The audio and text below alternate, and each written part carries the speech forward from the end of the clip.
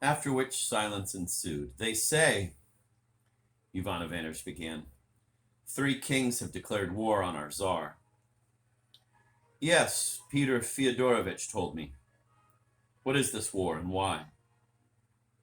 It's impossible to say for certain what it's about, Ivan Nikiforovitch. I suppose the kings want us all to embrace the Turkish faith. Some fools to want that, said Ivan Nikiforovitch, raising his head. You see, and our Tsar declared war on them for it. No, he says, you can embrace the Christian faith. And so, ours will beat them, Ivan Ivanovich? Yes, they will. So then, Ivan Nikiforovitch, don't you want to trade me your little gun? I find it strange, Ivan Ivanovich. You're a man known for his learning, it seems, yet you speak like an oaf. What a fool I'd be if... Sit down, sit down. God help it, let it perish. I won't say any more.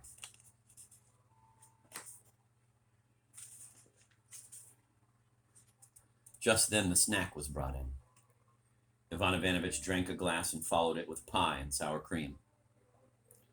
Listen, Ivan Nikiforovitch, besides the sow, I'll give you 2 sacks of oats, since you didn't sow any oats. This year you'll need to buy oats anyway. By God, Ivan Ivanovich, a man has to eat a lot of peas before he talks with you. That's nothing. Ivan Nikiforovitch can come out with much better phrases. Has anybody ever seen a gun traded for 2 sacks of oats? No fear you'll go offering me your Bekesha. But you've forgotten, Ivan Nikiforovitch, that I'm also giving you the sow. What? A sow and 2 sacks of oats for a gun? Why, it's not enough? For a gun! Of course for a gun.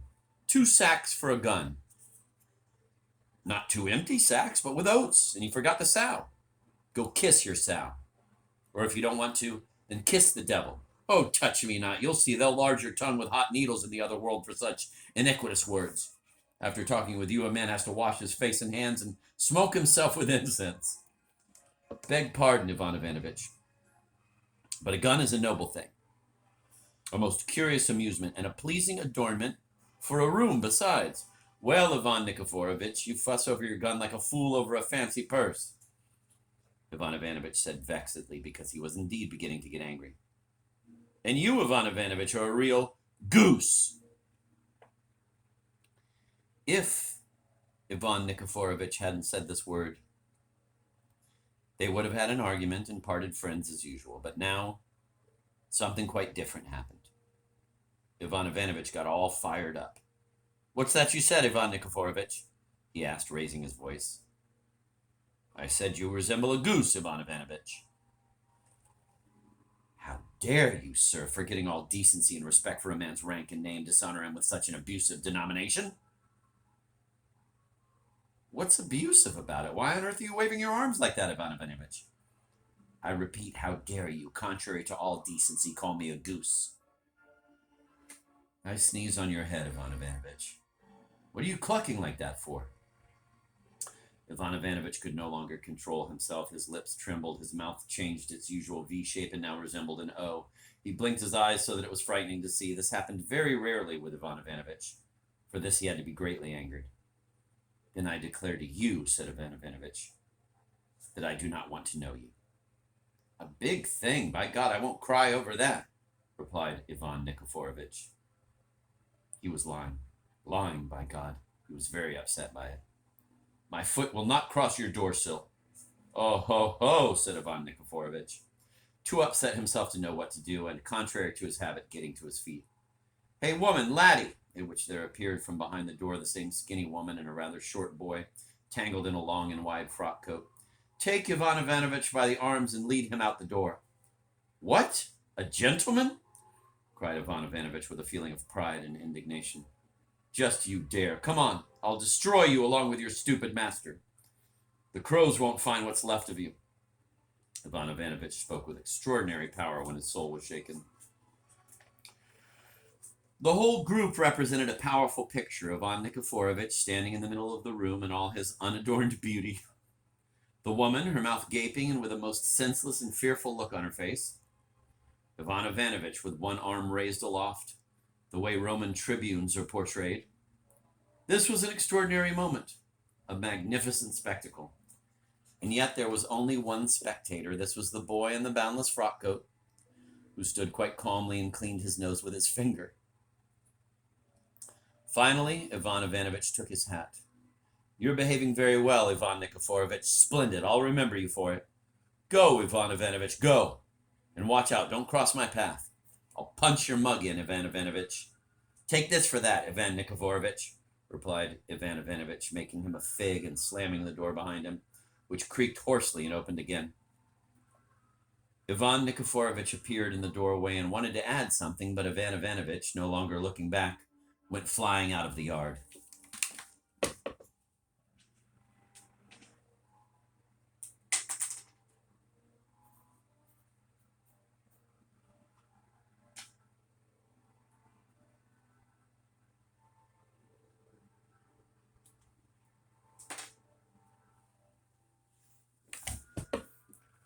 Chapter 3. What happened after the quarrel between Ivan Ivanovitch and Ivan Nikiforovitch.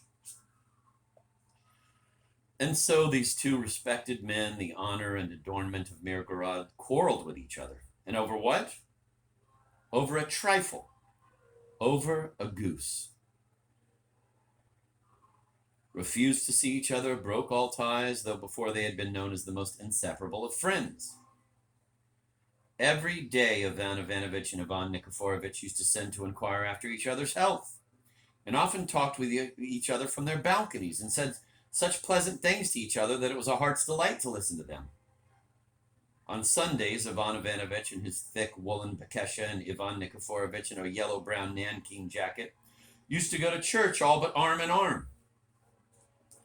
And if Ivan Ivanovitch, who was extremely keen-sighted, was the first to notice a puddle or some other uncleanness in the middle of the street, as sometimes happens in Mirgorod, he always said to Ivan Nikiforovitch, "Be careful. Don't put your foot down here. It's not a nice spot."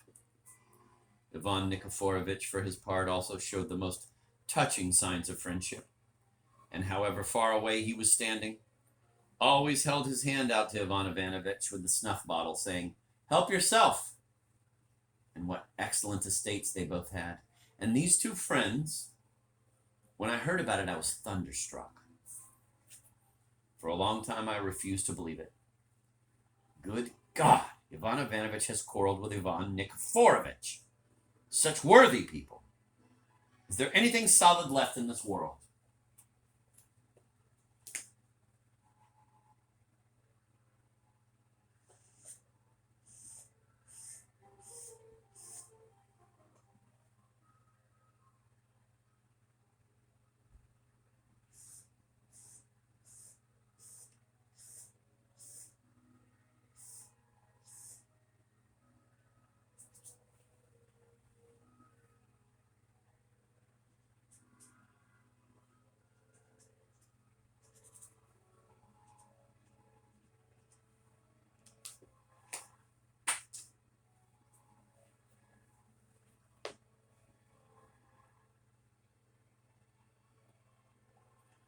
When Ivan Ivanovitch came home, he was greatly agitated for a long time. Usually he would stop first at the stable to see if his little mare was eating her hay.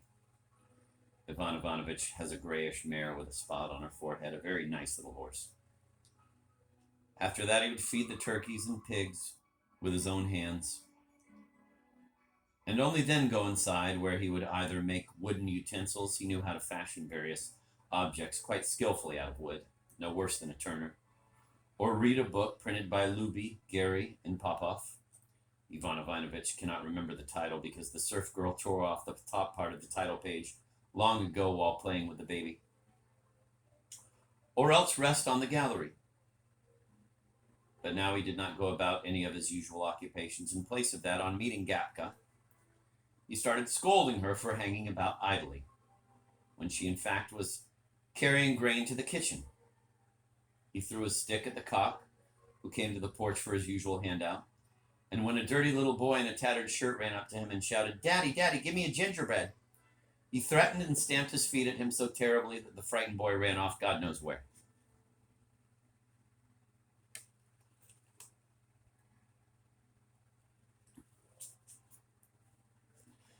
Finally, however, he came to his senses and got down to his usual affairs. He had a late dinner, and it was nearly evening when he lay down to rest on the gallery. A good borscht with squab made by Gapka drove the morning's incident away completely. Ivan Ivanovitch again began to survey his domain with pleasure. Finally, his gaze rested on his neighbor's yard, and he said to himself, "I haven't been to Ivan Nikiforovitch's today. I must go and see him."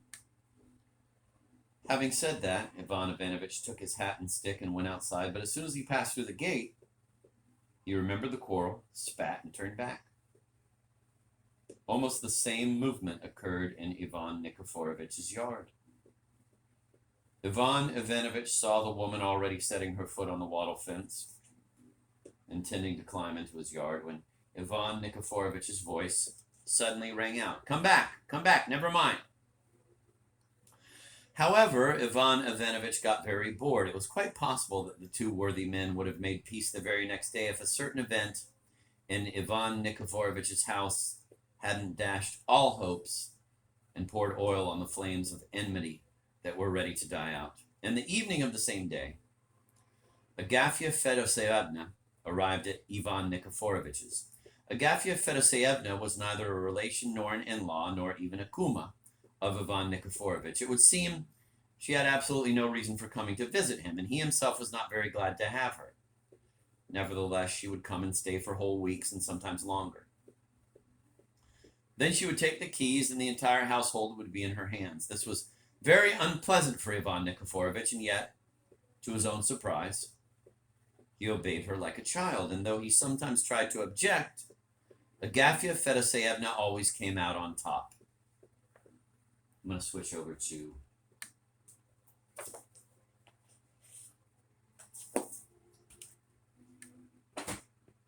switch from Pavira Volokonsky to Constance Garnett.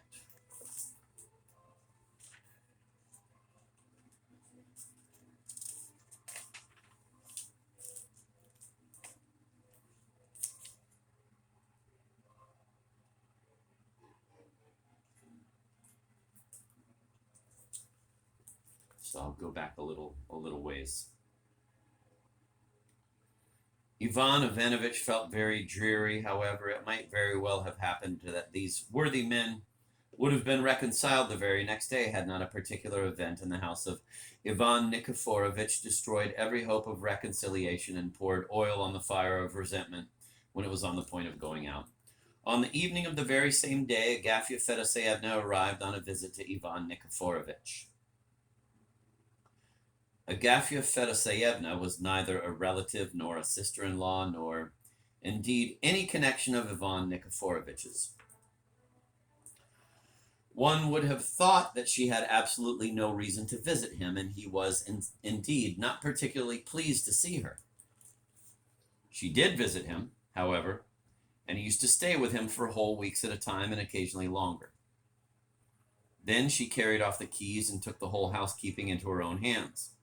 This was very disagreeable to Ivan Nikiforovitch, but strange to say, he obeyed her like a child, and though he attempted sometimes to quarrel with her, Agafya Fedoseyevna always got the best of it. I must admit, I do not understand why it has been ordained that women should take us by the nose as easily as they take hold of the handle of a teapot. Either their hands are so created or our noses are fit for nothing better. And although Ivan Nikiforovitch's nose was rather like a plum, she took him by that nose and made him follow her about like a little dog. Indeed, he reluctantly changed his whole manner of life when she was there. He did not lie so long in the sun, and when he did lie there, it was not in a state of nature. He always put on his shirt and his trousers, though Agafya Fedoseyevna was far from insisting upon it. She was not one to stand on ceremony, and when Ivan Nikiforovitch had a feverish attack, she used to rub him herself with her own hands from head to foot with vinegar and turpentine. Agafya Fedoseyevna wore a cap on her head, 3 warts on her nose, and a coffee-colored jacket with yellow flowers on it. Her whole figure resembled a tub, and it was as hard to find her waist as it is to see one's nose without a mirror. Her legs were very short and shaped on the pattern of two cushions. She used to talk scandal and eat pickled beetroot in the mornings, and was a wonderful hand at scolding. And through all these varied pursuits, her face never for one moment changed its expression, a strange peculiarity only found as a rule in women. I'm going to switch back to Vladimir Velikonski.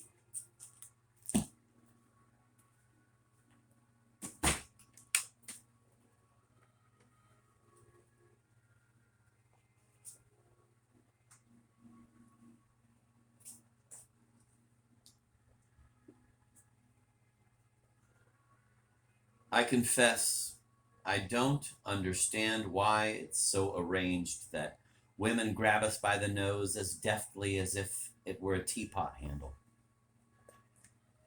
Either their hands are made for it, or our noses are no longer good for anything. And despite the fact that Ivan Nikiforovich's nose somewhat resembled a plum, she still grabbed him by that nose and led him around with her like a little dog.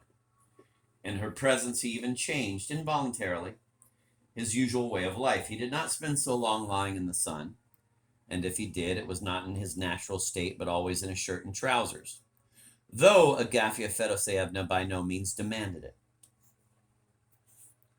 She was not a lover of ceremony, and when Ivan Nikiforovich had a fever, she herself, with her own hands, rubbed him from head to foot with turpentine and vinegar. Agafia Fedoseevna wore a cap on her head, 3 warts on her nose, and a coffee-colored housecoat with little yellow flowers. Her whole body resembled a barrel, and therefore it was as hard to find her waist as to see her own nose without a mirror. Her legs were short, formed after the pattern of 2 pillows. She gossiped, ate boiled beets in the mornings, and cursed exceedingly well, her face never once changing its expression during all these diverse occupations, a thing which only women are customarily able to display.